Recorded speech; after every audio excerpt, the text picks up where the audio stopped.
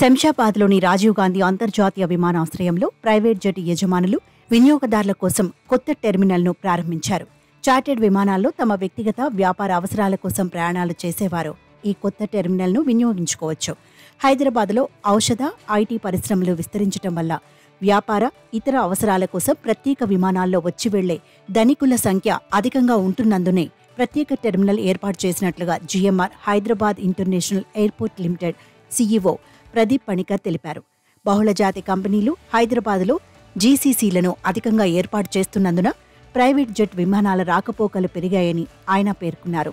దాదాపు 11,000 చదరపు అడుగుల పొడవైన ఈ టెర్మినల్ ఆర్జీఐఏ టెర్మినల్కు పక్కనే ఉంటుంది. దీనికి ప్రత్యేక ముఖద్వారం, కార్ పార్కింగ్ సదుపాయాన్ని కల్పించారు. దేశీయ, అంతర్జాతీయ ప్రయాణికులకు తగిన సేవలను ఇక్కడ అందిస్తారు.